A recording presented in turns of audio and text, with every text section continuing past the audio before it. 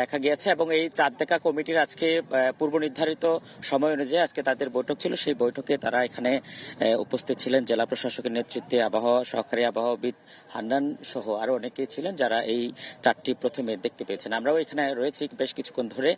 ধীরে ধীরে শুরুর দিকে আমরা কিছুটা ছোট আকারে দেখা গেলেও এখন কিন্তু স্পষ্ট করে দেখা যাচ্ছে এবং কক্সবাজারের আকাশে এই মুহূর্তে মেঘ না থাকার কারণে চাঁদটি কক্সবাজারের মানুষের কাছে স্পষ্ট হয়ে উঠেছে এবং এর ফলে কক্সবাজার মানুষের মধ্যে আপনি জানেন যে ঈদের চাঁদ মানে হচ্ছে খুশি, এই খুশির জোয়ারই স্বাভাবিকভাবে বয়ে যাচ্ছে। আমরা জেলা প্রশাসকের সাথে কথা বলেছি, তিনি যেটি বলছেন যে তাদের পূর্ব নির্ধারিত সময় অনুযায়ী আজকে তাদের বৈঠক ছিল। সেই বৈঠকে তারা চাঁদটি দেখে মূলত ঢাকায় তারা কনফার্ম করেছেন এবং তিনি যেটি বলছেন যে কোরবানির সামনে যে কোরবান হবে সেই কোরবান উপলক্ষে যে কোরবানির পশুর বর্জ্য সরানোর সহ নানা বিষয় নিয়ে তিনি গণমাধ্যমের সাথে কথা বলেছেন এবং ঈদ যাতে সঠিকভাবে উদযাপন করা যায় এবং নির্বিঘ্নভাবে উদযাপন করা যায়, কোনো ব্যাঘাত না ঘটে সেই জন্য কয়েক দফা ইতিমধ্যে বৈঠক হয়েছে। আরো কয়েকটি বৈঠকের কথা তিনি বলছেন যাতে করে সুষ্ঠুভাবে এটি আসলে উদযাপন করা যায় এবং এই চাঁদ দেখার পর থেকেই আমরা এখানে সমুদ্র সৈকতের মধ্যে শত শত মানুষ দেখতে পেয়েছি যাদের মধ্যে